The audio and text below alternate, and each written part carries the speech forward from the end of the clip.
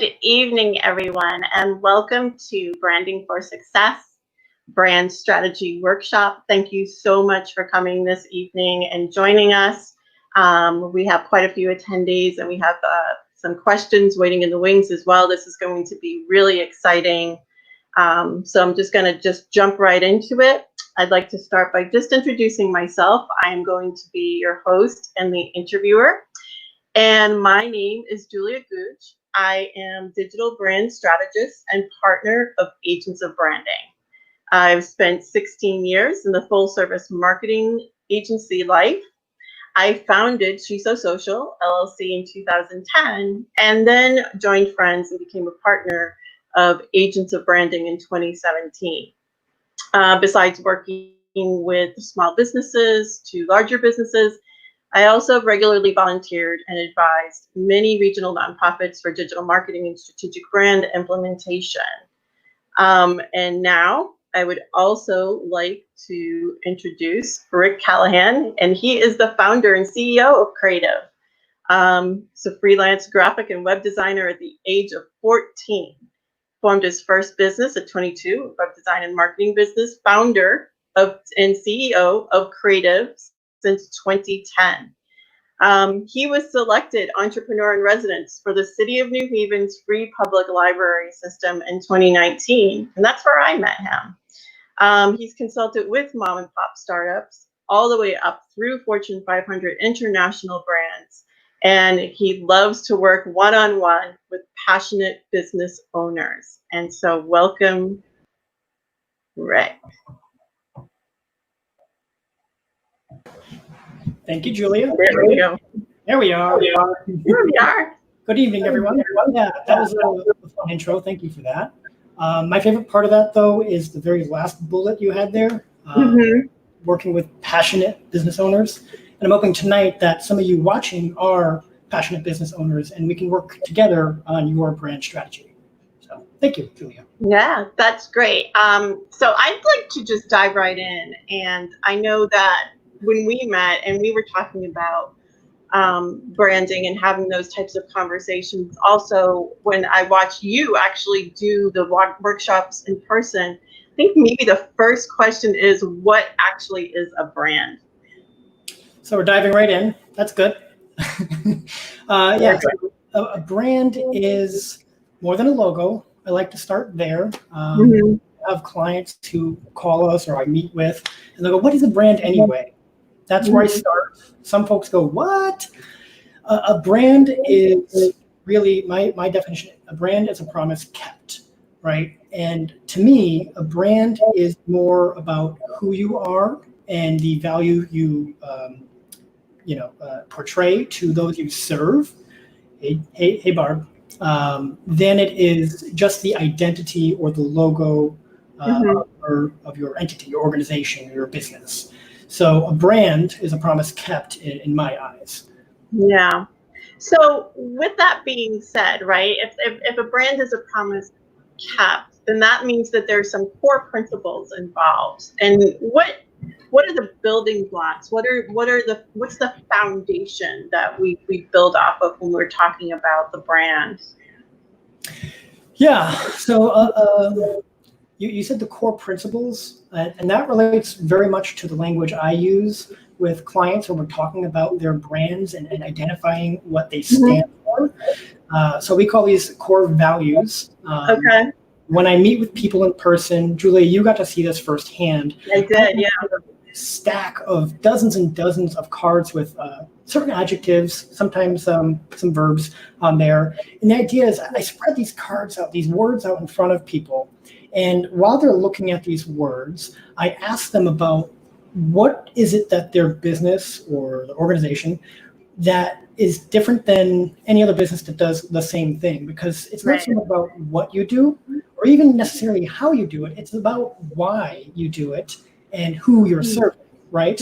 So there's some motivating factors to the person or persons that represent that brand, which I call core values. And those words, when they look at those various words in front of them as we talk about why they get up every single day and go back to work if it's a startup, it may not be very easy. It may not be the most profitable thing at this point, right? Or if it's an established business and you have layers of hierarchy in your organization, you might feel like you're missing some of the narrow perspective of the motivating values of why your organization does what it does.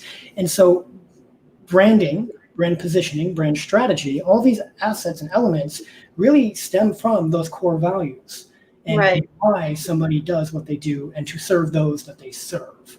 And I actually have my iPad set up over there. I can kind of show you a little bit what I'm talking about. Yeah, that would be great. Switch the camera over to that real quick. That would be perfect. Thank you. So can you hear me okay?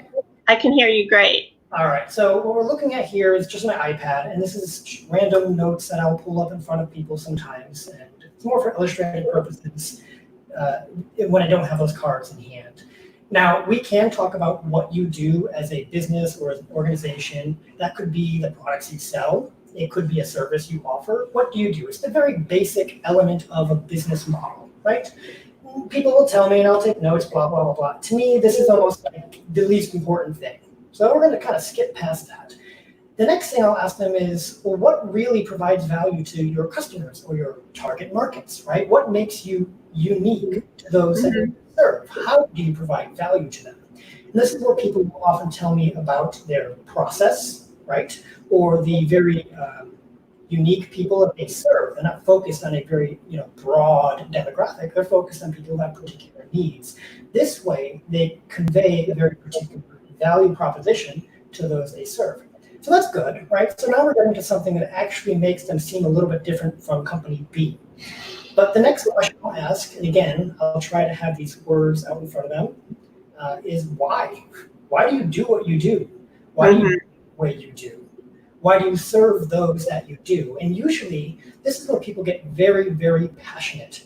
I'll often see that it's not just what you do that makes them what makes you passionate. It's more the way they do it and who they are serving, right? So when we talk about somebody being very passionate and excited about their brand or their organization and the ways they do things for those that they do it for, I'll have probably close to 60 or 70 words in front of them on a table. This is just a very small sampling. And while they're talking through these core values, the things they believe in or why they do what they do, we'll notice that certain words come up over and over for them. So it might be authentic, it might be quality service or product, right? It might be for them that they're really trying to be honest and act like a partner, right? And then what you see here is not just the product or service, but you see the person or the core values behind the person and what motivates them to do the business the way that they do. Does that make sense, Giulia? It makes a great amount of sense. Right. And we're definitely seeing, a profile coming out, right? So it's like, it's really starting to be, okay, you know what, this looks very unique. So just to kind of add to what you're saying there about a profile that's unique, when you are a company that's been around for a while and you're starting to have competitors show up, if you were doing pretty well for a while, you want to stand apart. You don't want to be seen as the same as all the other competitors that are there. Now, I'm not saying be unique for the sake of being unique, right? That's not important enough to really stand apart, right? That's not going to last. You need something that is going to last and motivate, inspire an organization, not just the CEO and not just the salespeople who are going to articulate the value of a product or service, but the entire organization. They truly have to kind of drink the Kool-Aid, sorry for the bad metaphor, but they have to truly believe why they're doing provides value to those they serve. And so when you have these words, these core values that really define what you stand for and who you're serving, you really get an idea of how you stand apart from your competitors. So to me, branding is less about brand strategy specifically, is less about how you identify yourself. It's how others are going to identify you amongst a mix of perceived competitors, whether you believe they are that or not. So I'm gonna go back to the iPad and show you something else on there real quick in relation to that. Yeah, that would be great. Thank you. So if we go here, this could literally be the same company that we're talking about, Acme Co. or whatever, right? And depending on your core values and why you do business the way you do and who you serve, it's either going to be this top, way that you look at this, or it might be the bottom one, right? And if you notice, the A or B language that we utilize here is different depending on the core values and your positioning in the market space for your brand, right? So you might see your product or service that you offer as, let's get rid of this. Let's say that you believe, here's some over here, your product or service is really about quality, okay? And we don't want to come off as cheap. Cheap is bad. That's the other guys, right? So it's really about the emotional dynamics of how your brand positions against perceived competitors in the market space. On the flip side, let's say you're not about quality as much or cheapness. Maybe you're more about a different way to say cheap, affordable, right? And you might be here. And the antithesis of quality from that person's perspective, based on their core values and perspective, is going to be complex instead of quality. They might see there's too much being offered, too many options, or too much to worry about, or whatever it is, right? And so you could see how your brand positioning, which is a major component of your core values and perceived placement in the market based on your target markets, is going to really be shifted based on the way you have certain core values and how you position them in the market space. Yeah, and you had mentioned something that I think is very important when you're thinking about the brands and how you're thinking about the different qualities, where you're talking about your target audience. Because I think if you don't have a handle on who your target audience is, it's very easy to, if you're going back to all of those words, to say, I'm all of this for everyone. Oh yeah. And like, how much real value is there if you're trying to be all things to all people? In my bio in the beginning of the video here, you had one of the bullet points was, I started as a freelancer at the age of 14 or so, right? Mm-hmm. I was trying to be a designer of all things for all people, as long as they were willing to pay me, darn it, right? And that's where a lot of folks probably started, certainly where I started as a younger person. And a lot of folks that I work with that are more in the startup phase and ideation phase of their business planning and building one out, they really aren't sure how to narrow down or niche down on a certain market segment, or to really decide what drives them to want to do this thing in the first place. Because that's going to be your long-term strategy, right? If you can figure that out. For some folks, myself in particular, that is through a process of elimination of hard lessons learned, right? And I think one of the bullet points in there was I had a website marketing business before Krative. I would say that was a success, even though technically it kind of flopped towards the end and then relaunched into Krative in a very strong way here. Okay, so we got a question from Joey. It says, okay.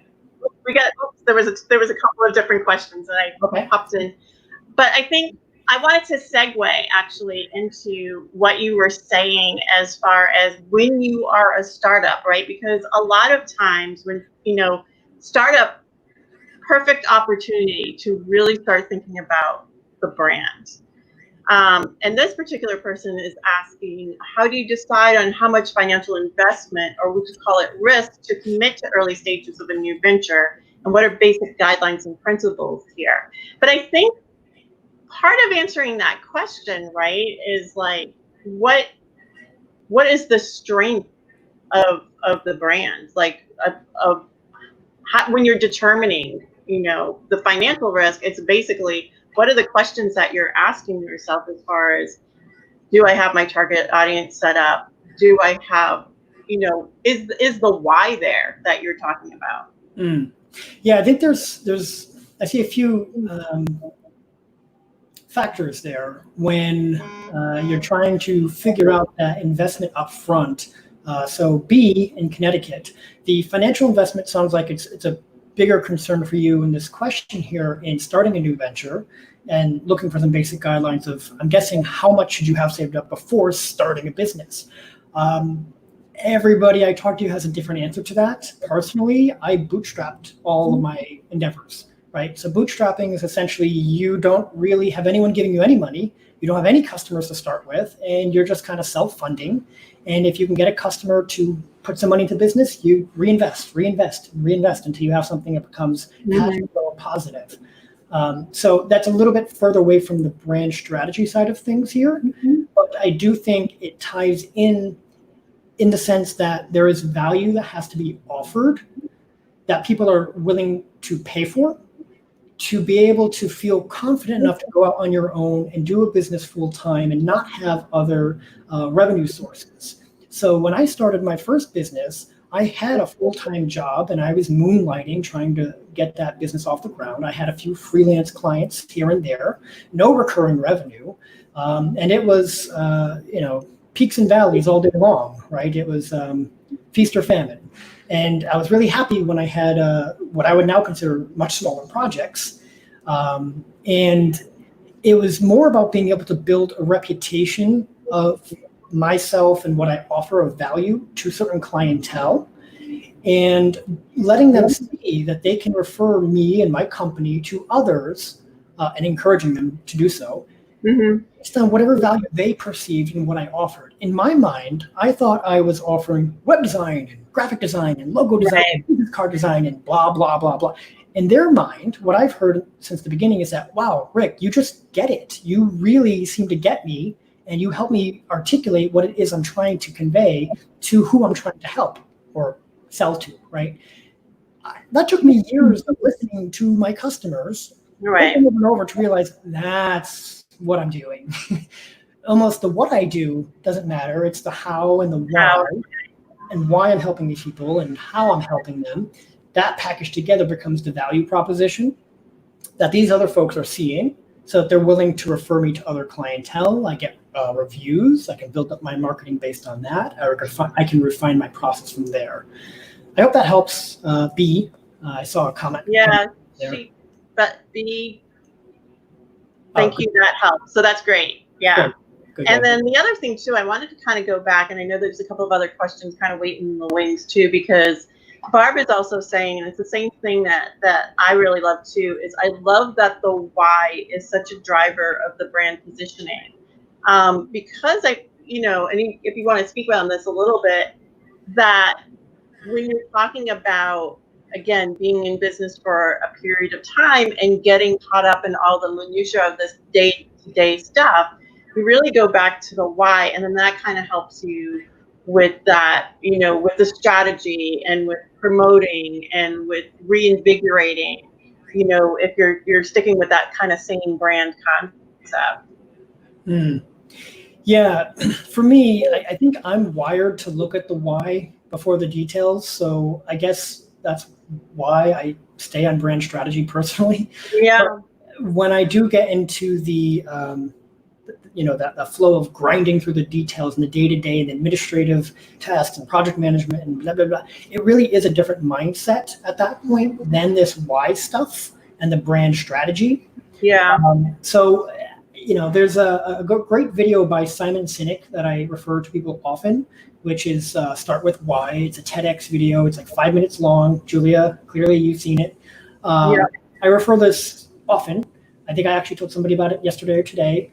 And what he's basically saying there is essentially what I started off this program saying is that it really is less about the what and those details there, because that's shaped by those deeper motivations and that intrinsic inherent value that you portray by what you're doing, and why is what's motivating you to do that, right? And if you can figure that out, that becomes your strategy over the long haul.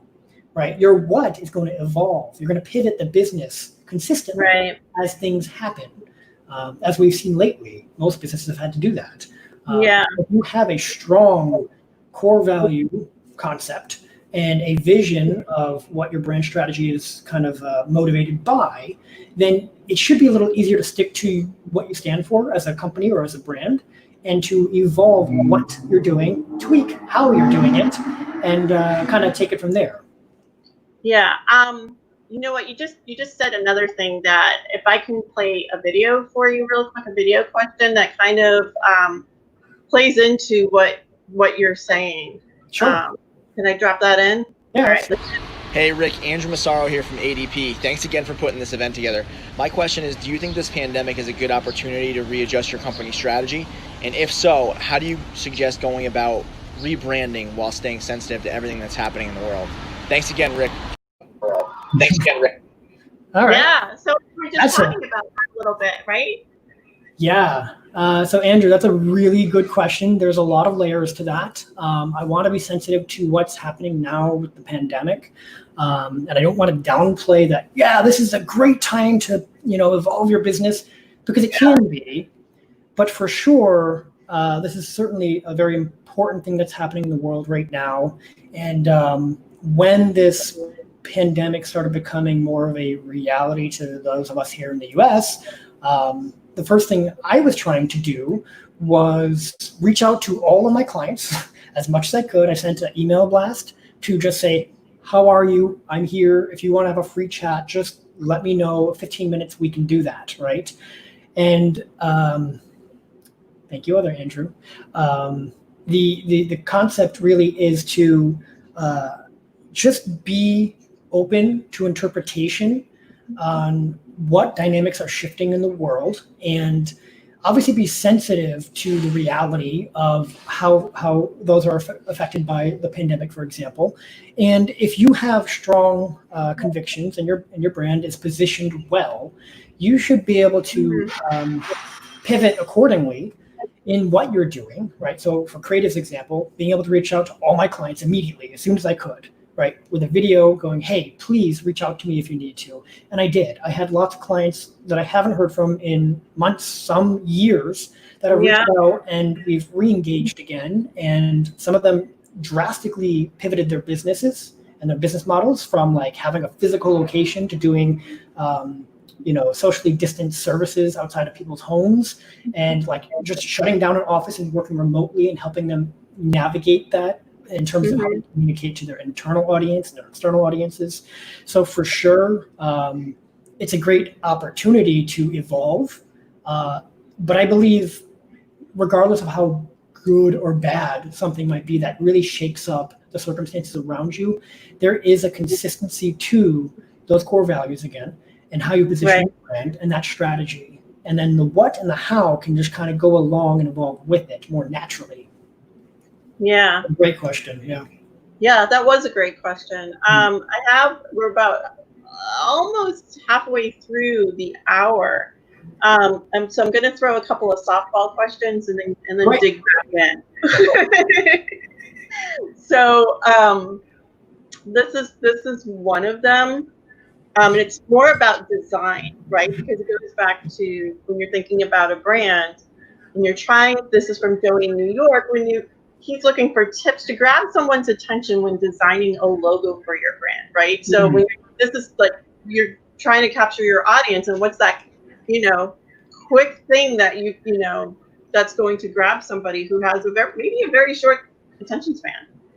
Yeah. So Joey, thank you. I appreciate it. It's a good question, because this is one I actually get a lot, almost as much as with a brand anyway.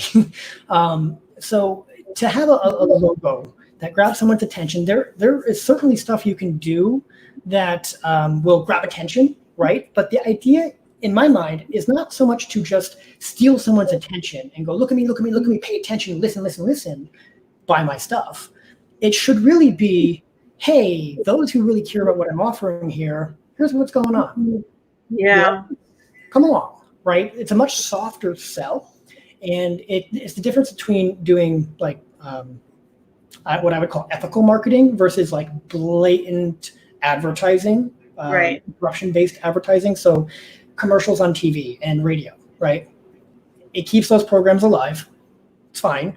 But it's interruption, right? And how often do you get up and go away from the television if an ad comes on? Or when YouTube has a pre-roll ad that's not relevant to you, you skip as soon as you can, right? Now compare that to you're searching for something on the internet. You have a very specific question about something you want to do. I don't know an example, but something you're looking for, or you need an answer for. And even though somebody paid to have that answer show up, the fact that it's so relevant to you and specific and answer questions, and they're not actually hard selling you on anything, really shows that they're doing more of the marketing and core values and providing a value to the target market. And so to like bring this back to a logo that grabs your attention, when somebody calls and says, hey, I need a good logo, my question is, why? Right? You dive deep into that. And this is a good way for me to like get rid of clients that aren't going to really get my approach. Who just want something quick and attention grabbing. That's fine. We can probably do that, but we're probably not best suited for just a quick attention grabbing logo. We're better served on the creative side to do more long-term relationship-based brand positioning and strategic communication of your value proposition through your brand identity. So what that means, Joey, is that a brand identity is more than the logo. It is a culmination of all of the experiences of that organization or that product or that service, whether you've worked with them or not. So it could be that Google search and something popped up, whether it was paid or not for it to pop up. That's your initial impression of them. To talking to someone on the phone, asking questions. How much are they answering questions, or how much are they pushing you into a sell, right? How much are they offering perspective, or how much are they kind of cornering you and making you choose something? So to me, branding and strategy for brand identity is more about knowing who you serve, what value do they seek or need. Some folks might come in thinking they need something or want something in particular. Right. Really, your job is to give them perspective and to answer a certain question based on whatever problems or symptoms they may have, to let them go, maybe I should check this out a little more, ask a little bit more, right? And they engage you more. So with that logo question, you can do simple things, bright colors, flashy, really red and yellow stuff, driving down the road. Who's that going to be? McDonald's, right? It's going to pop out. But then everybody else follows along. Every other fast food joint and whatever store that wants to grab your attention can do the same trick. And then at some point it becomes static. It doesn't stand out, right? Trying to stand out so much amongst the sea of everybody standing out, you suddenly blend in. And so it really is not so much about trying to pop out based on visuals only or based on one tactic, but more having a strategy that is inherent and core to who you are and why you do what you do. And a logo is really like the start of one of the entry points, the start of a larger conversation, both from the perspective of how you're talking about the brand, right? Which is what you just said. It's like, I want a logo, and it's like, oh, you want much more. Like, let's dig a little deeper, right? Just a little, yeah. So just a little bit.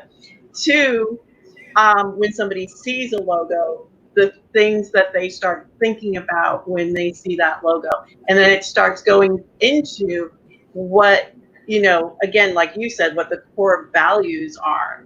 Right. When I think about a particular logo, I'm thinking like, gosh, they make good products, or they provide an excellent service, or something like that. And you start, your brain starts going to these things. So you were talking about how you work in the agency that you own and how you create. From the perspective, this is another question that's coming in, from the perspective of the business owner. And I thought this was a really good question too.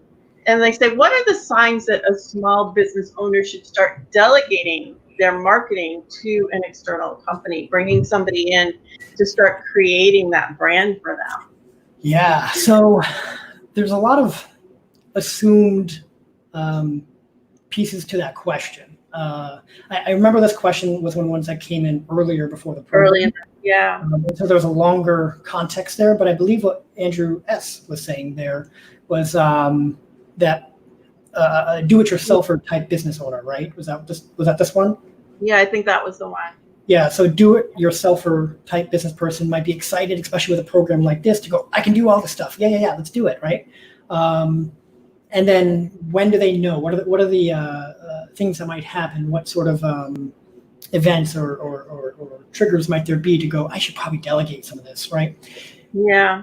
My experience is that those who do this sooner tend to, not every time, tend to, and by do this I mean those who delegate aspects of their marketing sooner allows them to succeed in their long-term strategies of growing their vision for their business or achieving their vision for their business.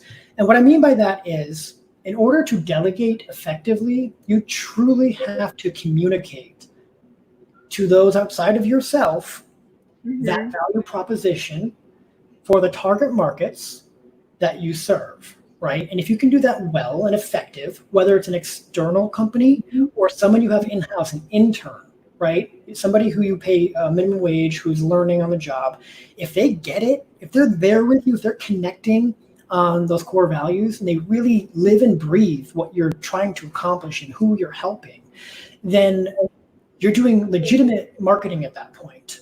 You're not manipulating people into buying stuff at that point. Right. And you're delegating, right?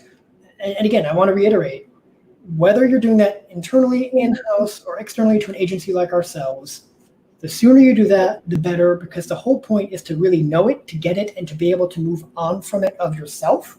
And let others replicate that culture of what you stand for and offering that unique value to those that you're serving. And now some tips, like some pointers of why you might do this to a company like us. You hate it. You hate marketing because it's so time consuming to do the digital aspects, for example. We have a lot of clients who come to us for a website, and they know that their website does not reflect in any way their real world representation or reputation of what people know them for and how they know them, right? They get referral after referral after referral. The website is static. It's just like a brochure that was put up 10 years ago. They haven't touched it, and they hate thinking about it. That's a great time to make sure that when people are trying to validate who you are, if they don't truly know you yet already, if they've heard of you or if they're being referred to you, they're going to research you. And you might want to make sure that aspect of your marketing is up to speed and conveying your core values and your brand positioning more in sync with what you have going on in the real world. And then there's like just, the amount of work there is to maintain when doing advertising campaigns, maintaining social media, doing email marketing, having funnel strategies implemented into your different campaigns you have going on, right? There's a lot of aspects, PR, getting the press involved, getting written up, getting articles published, all that stuff. So anytime you want to do those, and if that's not your wheelhouse, hire. Yeah. That's pretty much it.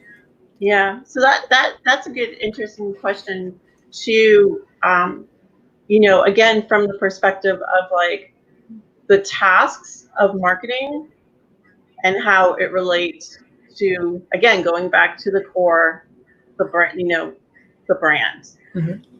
Yeah. Yep. So it looked like we had a couple other questions coming up when we do. There was like a bunch of them actually that are coming up on the comment section. So this is kind of a long one. I'm going to try to get through this one. So you had talked about radio, and Ezra had asked, what's a good time frame for a radio ad, and what's the best way to make it as compelling as possible? And he's talking about, again, tactical stuff, background music, the narrator, the selling points. Again, people are asking about drawing people in. Yeah. So Ezra, a good question, especially on a very specific tactic in an advertising campaign. Typically, what will happen with a radio ad, that's usually part of a larger campaign that is trying to convey a certain message to certain folks, right?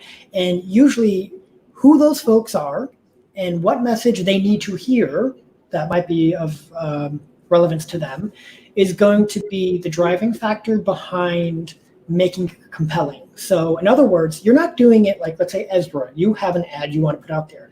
You're not necessarily putting your words out that you like to hear with the music that you're interested in. You should be putting out the words that they understand, that relay what you're trying to say, with music that they can relate to or evokes a certain emotional resonance that the message should convey. So if you're trying to be upbeat and exciting, you might have a song in the background that conveys that with a faster rhythm and happier sound. And the language you use is going to be based on their wording. So random anecdote, but I've worked with a few folks in the insurance industry in the past, and these are smaller agencies, most of them. And one thing that they consistently ask about is, why does no one seem to understand when I say auto insurance, what the heck I'm talking about? Well, if you talk to those you're actually talking to, if you're going for the 20 to 30 something year old person, they don't say auto insurance, they say car insurance, right? Right. So they might not even put it on the radio, they might put it on Spotify, right? They might put a Hulu ad or something. Or Alexa or something, yeah. Alexa, right. So make it relevant placement to where they are and make the language, the wording, match who you're speaking to in their language. So I hope that helps, Ezra. Good question. Yeah, that was a good question. So this is interesting too, and I think this is also kind of a good segue point. Do you offer any services for small businesses starting up? And I guess, like, what would that look like? That's a really good question. What would the thing be that you say, okay, this is, you're starting up, new business, new brand. What does that process look like? Yeah, so locally, I got the fortunate experience to be the entrepreneur residence of the library, as you know, Giulia, in the library system here. And that was, I say it's fortunate because I got to work with a lot of very passionate, excited people who are really just getting started. A lot of those folks are in the ideation phase. They don't really have a working concept. It's really like pre-Shark Tank idea, right? So if you're going to go into Shark Tank, you don't even have any of your presentation ready. You just know the punchline. Yeah, it's going to be like Uber for cats or whatever, right? So I'm talking to these folks, and it's really exciting, and they're really motivated. But the service they think they need at that point isn't a website. It isn't an advertising campaign. It isn't social media. It really is going to be more just defining and coaching with them, but defining their business model, right? And the strategies they should probably consider that will drive them towards having a more, basically a business plan that's going to be more efficient to kick off a minimum viable product or service. So to answer the question, Andrew, more specifically, is coaching and consulting is really the biggest thing that I think we offer as a company with Krative to the startup. I have a lot of folks who are just getting started, who've been around for a year or two maybe. They're really figuring out, like, I don't do all things for all people.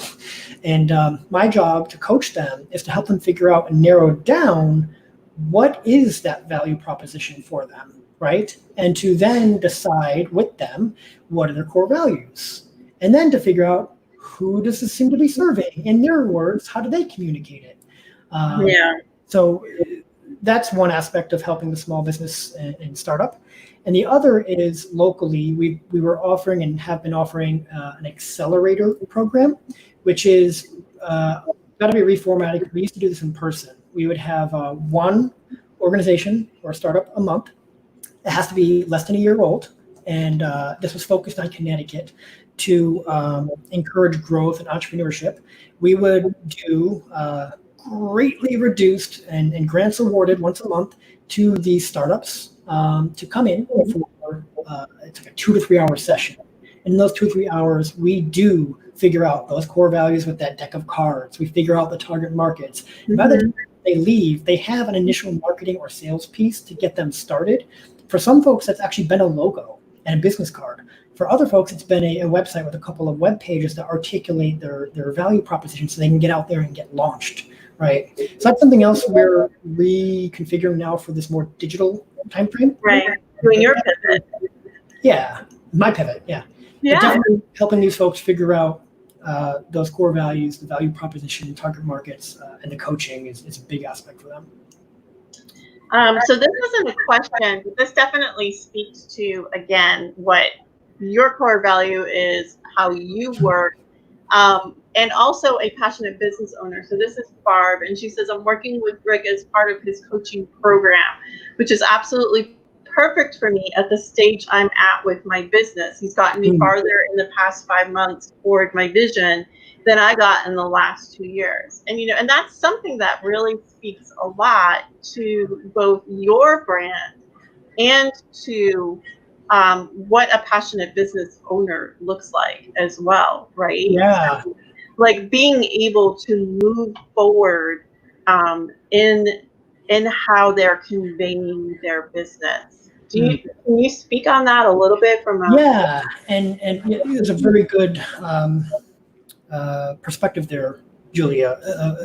Okay. It speaks well to creative and my work with clients, and especially more so, I think, in my mind, Barb's work to really focus and to niche down and really narrow down on the messaging and brand positioning strategy that she's working with.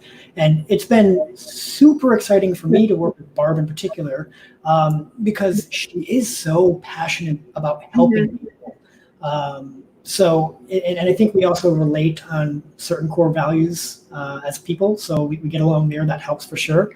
But she's done so much progress in several months, and as she said here, more than she's done in 2 years. Yeah, I mean that's like definitely.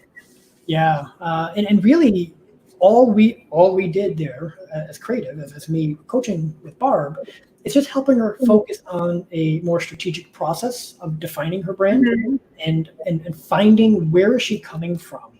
Why does she get up every day and do what she does, right? And when we had that sort of kickoff meeting to figure out those core values, I remember Barb, I hope it's okay to say this, Barb, when we were wrapping up, it got a little emotional. We were very much in sync with one another as far as why she helps and serves those that she serves.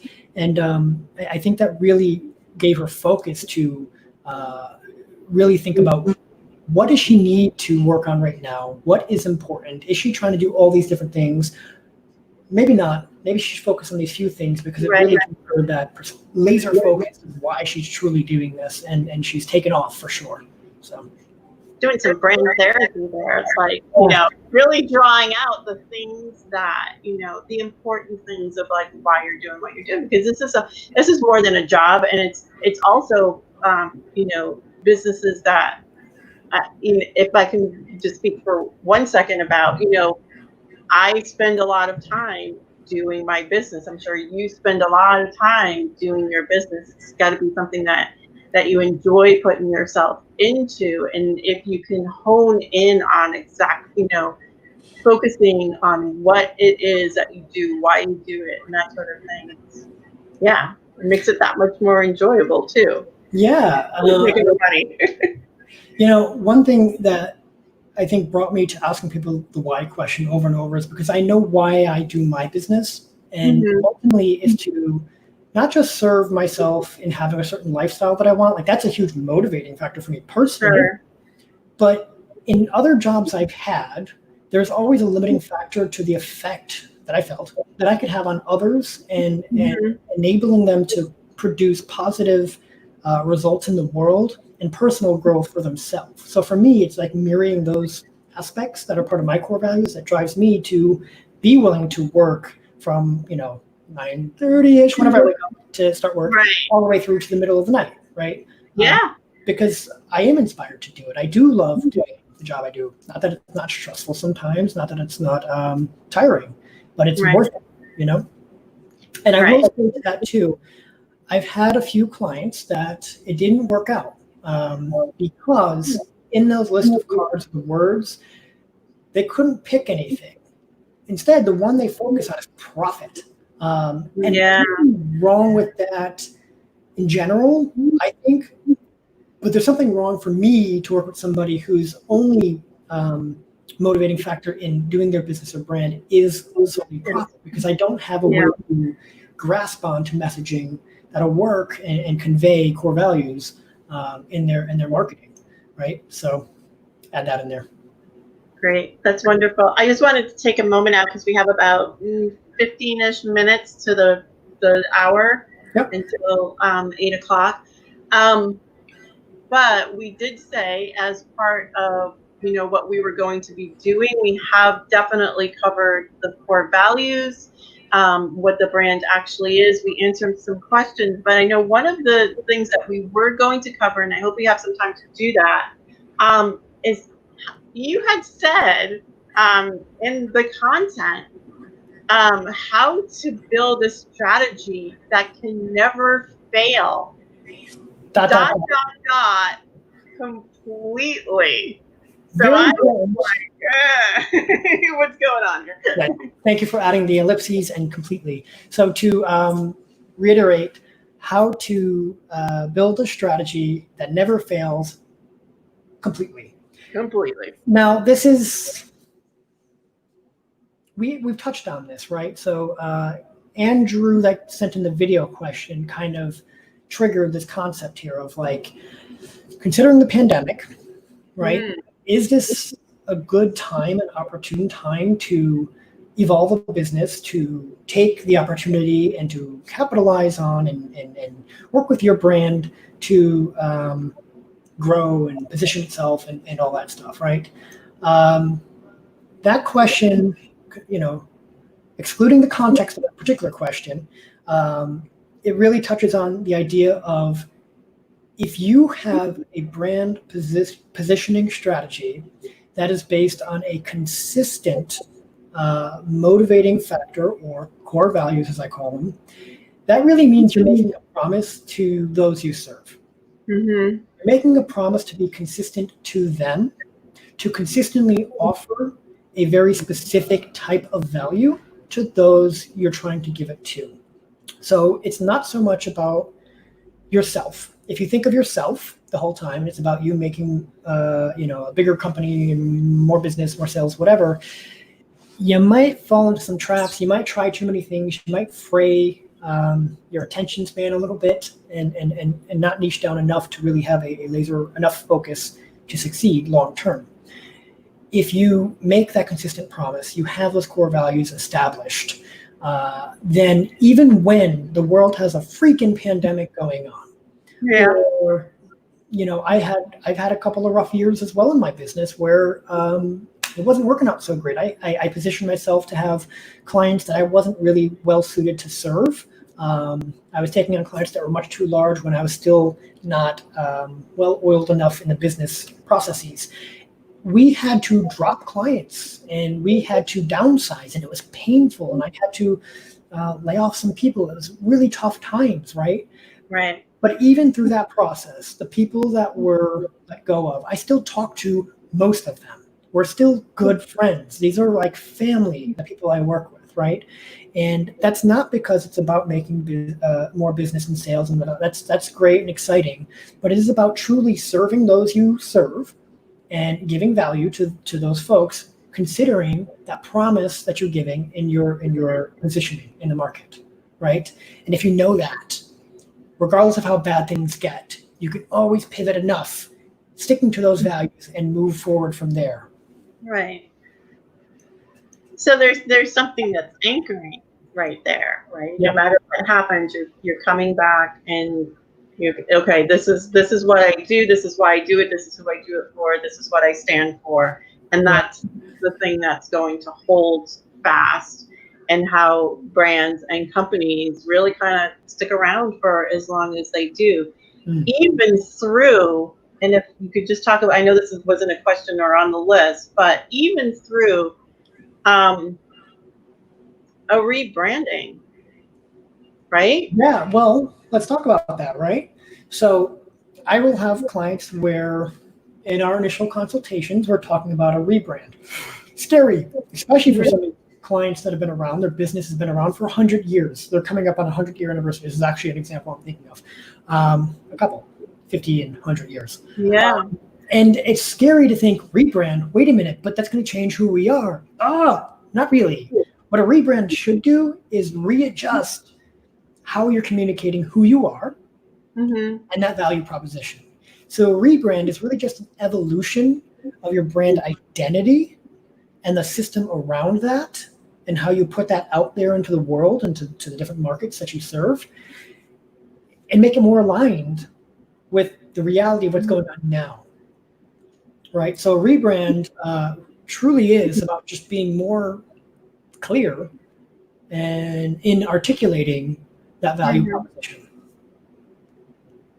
Right. And then oftentimes too, what's considered a rebrand is not necessarily a rebrand, right? It's an update. You kind of had mentioned a similar word to that as well. And we had one question, again, back to the logo part of it. Mm-hmm. And it's interesting in a way too, that it kind of fits in. And again, can you talk about a logo system as opposed to a static logo? Yeah. I guess that kind of talks about, like, the hierarchy, not only the hierarchy, but the longevity of a logo. Right.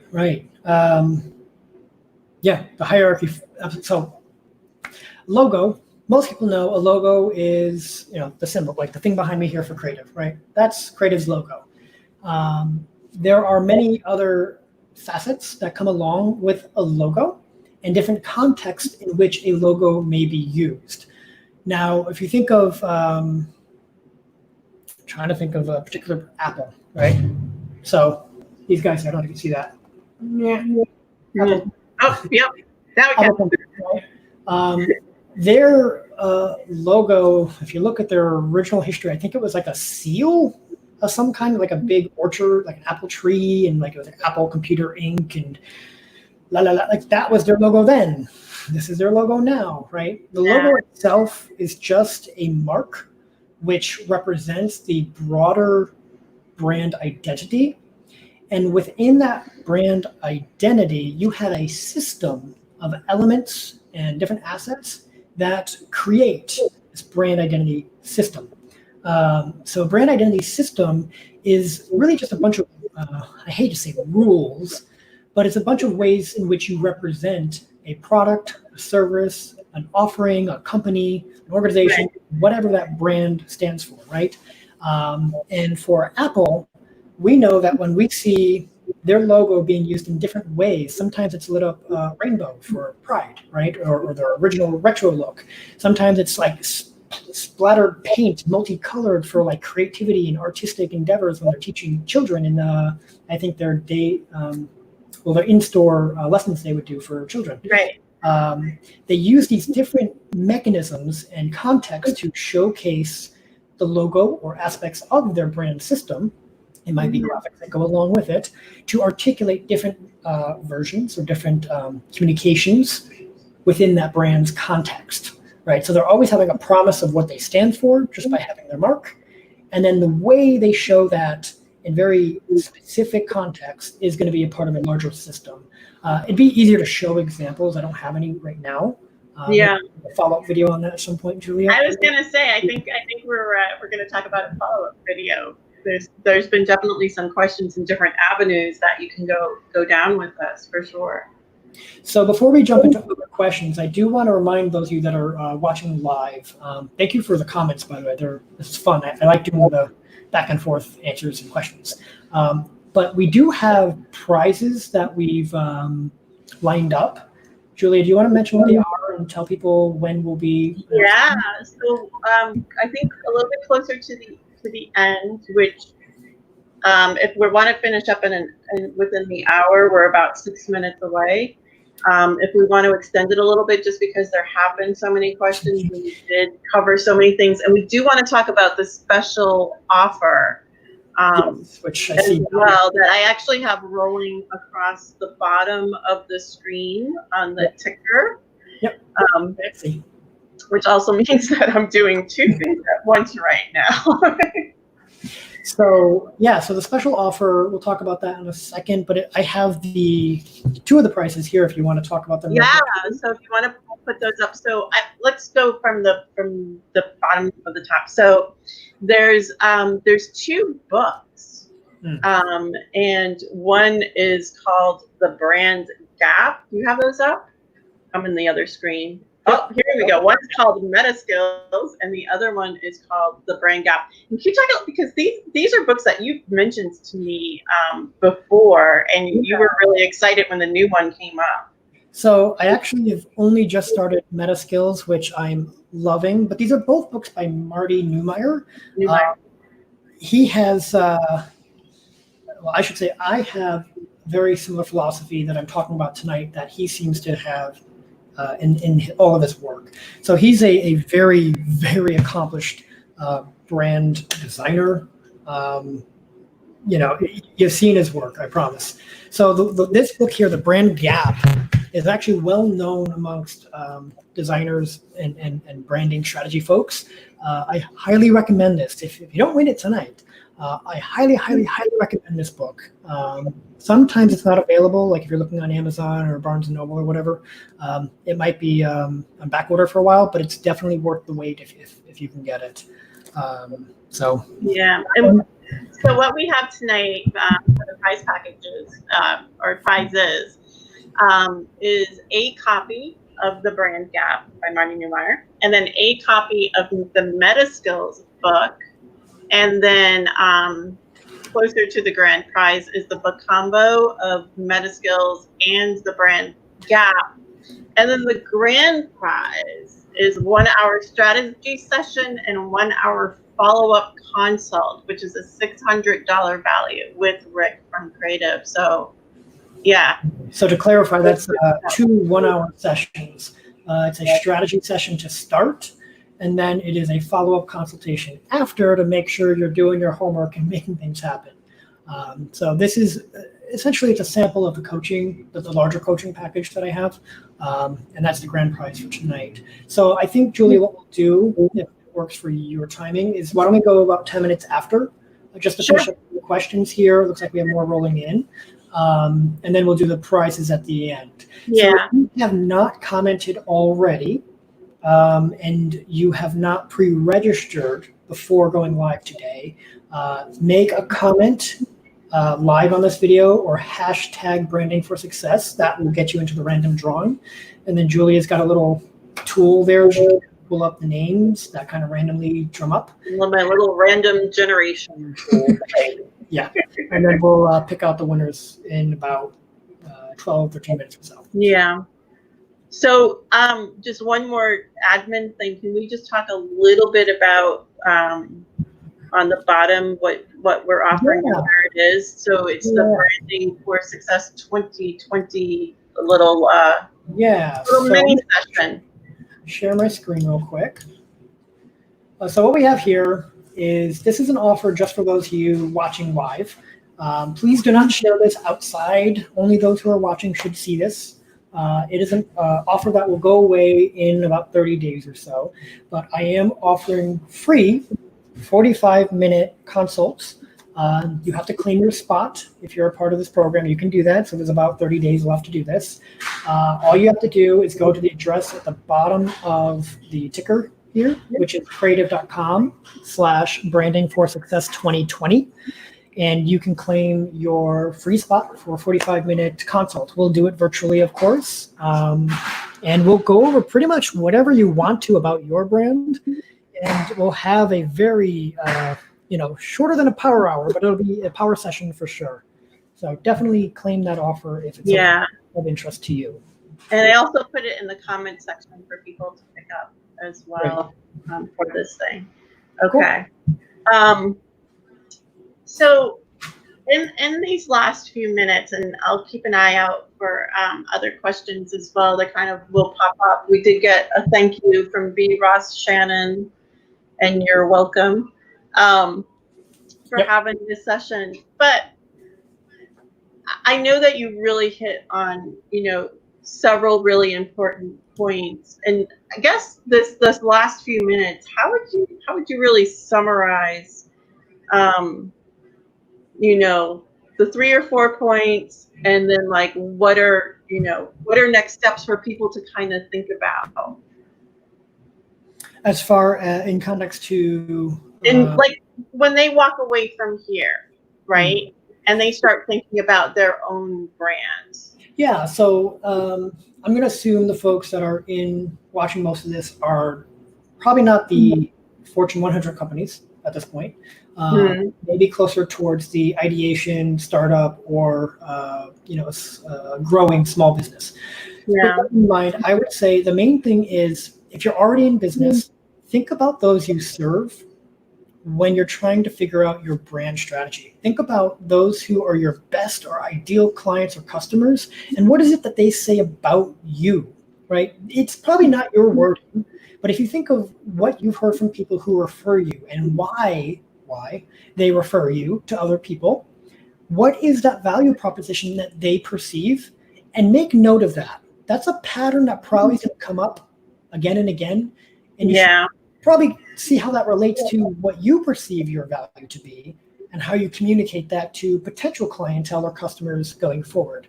So that first step really is think about what feedback do you get from those you serve already that are more on the ideal side of your customer or client spectrum, not so much the big pains in the butts that you don't want to deal with, and articulate that in their language to others like them. Yeah, I'm going to interrupt you for a second because I think that this also kind of helps articulate this kind of wrap up as well. Because Carlene is asking, what do you believe are the top 3 mistakes small businesses may make or may do when they're doing their branding? Yeah, that's a very good question. I think the one thing that is tricky for some folks that are very new when working on their small business or trying to scale is to make it not about themselves. So a lot of folks go into business because they have a job or a hobby that they've made money with, right? Ooh, hey, I did it, right? I was making websites and logo designs and whatever when I was younger, and I just went into business, and great, that's exciting. Right. But that's not enough to really say why somebody should work with you other than you're a commodity and others can do what you do, right? So if you're placing the value on just you as the person who does the job that others can do, right? So let's say, I don't know, you work in landscaping, for example. Yeah. We do landscaping. I'm the best landscaper there is. You can't articulate anything beyond that, and you can't train others to be the best in landscaping the way you think is the best, then it's about you and not those you're serving. Does that make sense? So if you can realize that it's more about your philosophy of business and providing a better value to those you're trying to give that value to in that landscaping example, maybe there's unique ways that you do this. Maybe you have unique billing methods that allow people to have you there all the time and pay on a consistent basis that is more affordable, whatever it is, right? These methods or these mechanisms and how you do it are repeatable outside of yourself and convey a value to those that you probably are better suited to serve. And then it's no longer about you, it's about those you serve, and you can communicate something more effective there. Yeah, that was a great question. Great answer to that too, because it really drives home again what makes a brand. Yeah, I mean, and that's the thing. Just repeating that. All right, so we have no more questions. I think I saw one. Do we have Alan? I saw that big one from Alan up there. What was that? Was it the same one that was the video or no? No. Oh, here we go. Oh, you got it. Okay. Oh, yeah. My apologies. Go ahead. Randomly specific question. I work for a brand that is deciding whether to white label its product for individual enterprise clients or to centralize the product and have clients participate in its ecosystem, I'm guessing. How would you go about arriving at the right answer for the brand? Wow. This is a very good question that excites me and scares me at the same time, which means thank you, Alan. So I would have to ask for more context on the background of the brand that you work with, and kind of who have they traditionally served and who are the influencers that kind of refer that brand, right? Because that's where the answer is going to lie, not so much leadership at this point if it's more established, and making sure that this target market that you've been serving and continue to serve, I'm assuming, are still going to be the same target markets. Unless the organization has decided to go in a different direction, I'm not sure I understand the context of the very different directions here and why they are opposed to each other right now and posed in this way. So I really couldn't answer it more specifically than that without a little more context. But I would say, again, just to reiterate, it's more about who are those influencers to the brand and who's bringing in the long-term relationships, whether they are the relationships themselves that are coming in and you're selling to directly, or it's somebody who's influencing relationships beyond them and bringing in clientele for that brand. So vague way to answer. Maybe you and I can speak offline about this a little more and get that sounds very good question. Moving parts there. Yeah. All right, I think we had a couple more questions from Ezra, and they are very kind of tactical questions, and maybe that's also something that can be taken offline. But again, the tactics are very much on an online kind of communication. So if you have any advice on utilizing SEO and meta tags, so very quickly on SEO, search engine optimization. So this is just making sure that your website or websites on the internet are optimized to show up for searcher intent. So if you think about those who are using Google or Alexa or whatever it is to search the web for something, they have questions, they have needs, right? And the idea is you want to make your pages or sites show up higher in the list when it's the most relevant at the right time for the right people with the right question, as long as you have the right answer. So with utilizing SEO, it's a big no-no to try to trick the system and, top 10 tricks for 2020 to get top of Google. All of it's really fluff. It's really truly about being authentic and making sure you know what is the search intent of the user and what are they looking for when they're looking for it, and do you actually have the answer? You don't want to show up and have them click you. They go to your page, you don't have the real answer. You're just selling them something else unrelated because they're going to leave. They're going to bounce. Your bounce rate's going to skyrocket. If you paid for that click, your quality rating is going to go down. You're going to pay for more, right? It's just bad. So you want to make sure you know. Look at the analytics, Ezra. Look at the data. What are people searching for? Check your search console and look for what people are searching for when they find you. Where do you have low bounce rates? And which search results that people type in do you show up for when they click? They actually convert to being a lead or a customer. Yeah. That's what's going to be optimizing what you're optimizing for. Well, a little detective work in there. Yeah. And that's stuff that, Giulia, I know that you have done some work on as well with these types of workshops. So yeah, but for sure. Definitely more technical. We have one more question that came in. This is from Joshua. He says, I am a therapist. I work with individuals, couples, and relationships. I'm challenged with targeting my audience because I work with all three. What do you recommend on how to brand with the situation? Yeah, that's a really, really common issue, Joshua, and a very good question. So, excuse me. Basically, you have a couple options here, right? If you're finding that these three target markets you're going after are so opposed to one another in the way you present yourself, maybe you should niche down to start with one or two of these groups instead of all three right now. Now, I know it's like, wait, turn away business? Yes. Believe it or not, yes. So you can better serve those you're best suited for. And then you can scale up from there. Maybe, I don't know if you have a team of other therapists that work with you or if it's just a solo practice, but basically you want to specialize as well as you can to the target market that you're best suited for. And if one of those three markets, if it's the individuals who have relationship dynamic issues, maybe it's going to blend into all three that way. Or maybe it's always going to be couples and their relationship dynamics, right? So maybe focus that way. The other option is to not pick just one, but to consider what is the commonality between all three, right? If you have a three-part Venn diagram and you overlaid them, what are the common dynamics and issues that you seem to be best suited for these folks? And again, it's not about how you think you're suited for. It's how do they find value in what you're providing. So I would say do a little of that detective work of your clientele and get some feedback. Try to suss it out as best you can in your line of work. And as far as what value do they get from you, and if those 3 different groups all seem to say a very similar message about your approach, style, or maybe it's like the way you come off sincere, or maybe that you reflect their concerns a certain way, whatever it is, right? You want to convey that. And then you can capture all 3, because it really is then at one point, one bucket of a target market and different people, no matter how many there are, 1 or 2 and a couple or more, right? Relationships in a family, right? You're really serving them in a very similar manner. And those core values are what's driving you to do it in the ways that you do, and they're receiving a very specific value from that.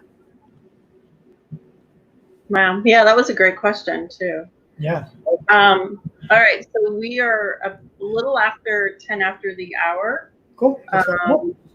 And do we feel like we want to let's give away some stuff. Let's give away some stuff. So while I'm doing the random generator thing, do you just want to give one more little plug there for the special offer? Yeah. I will do the random generator. Yep, I'll let you do your thing there. So while Giulia is doing the tool there, which we had to find, I know. So while she's doing that, at the bottom of your screen, if you haven't already, definitely consider, if you've asked questions, we can go deeper into the questions you've asked or your brand concerns that you may have. Let's go here. So go to krative.com/brandingforsuccess2020 and claim your spot. All you got to do is click that button. You can pick whichever day is best suited for you. It goes right into my calendar. It'll book a 45-minute session where we can pretty much talk about whatever you want. We have some examples listed in here. We can talk about your idea or concept for a business. We can talk about your existing brand and maybe its website and marketing collateral. I love to look at people's marketing pieces and to really discuss, is it effective? Is it working? Is it enhancing your sales, or is it detracting from them, right? We can talk about that. We can geek out over brand identity and the brand system you may or may not have. Maybe you just have a logo and it doesn't mean anything to you or whatever, right? Or just in general, we talked about tonight was a lot of brand positioning strategy, right? So knowing who you are, what you stand for, and who you serve, and how you position in the market space. Or some folks just like to show me a pitch deck, and we look at that together, and I give some critique on that. So whatever it is, krative.com/brandingforsuccess2020. Claim your spot. You have about 30 days to claim that, and then it will go away. Yep, we'll put a little reminder out a few times maybe. Yep. Okay, so it looks like we are ready with the random generator. So I'm just gonna go with, okay, so we're starting with the winner of the brand gap. And that was that book by Ari Neumeyer. Yep. And that is going to go to Gong J. So it's Gong, and then last name capital letter J with a capital letter J. Oh, so that's the brand gap. Brand gap. Congratulations, Gong J. Great. So then we'll move on. And the winner of the Meta Skills book is Bethany. Do we have Bethany? Bethany. Yeah. Cool. Cool. Congratulations, Bethany. Yay, congratulations. All right, where are we now? The winner of the book combo. So that's both books, the Meta Skills book and the Brand Gap. And that is going to go to Carlene. Kerlin. Is it Carlene or Carlina? That was one of our new people that we brought in. She had a question. Carlene Jules, Jules. Awesome. Congratulations. And then the Grande Prize, which is the 1 hour strategy session plus the 1 hour follow-up. So that's 2 separate hour sessions, 2 total. And that goes to Joshua W. Congratulations, Joshua.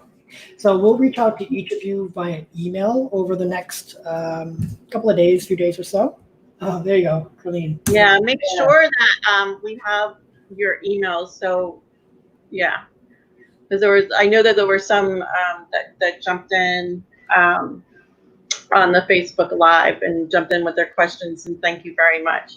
Yeah. So yeah, I just like to say thank you to everybody who joined us. You guys had some great questions and comments. Really made the conversation quite lively for us. Rick, yeah, I'd like to thank you as well for just kind of going through not only the brand strategy, but again, really understanding, letting us understand what a brand is, and then how it is developed, and then how that continues, for a passionate business owner, right? Who we work with, right? Yeah. Absolutely. Colleen, thank you, by the way, for submitting your email.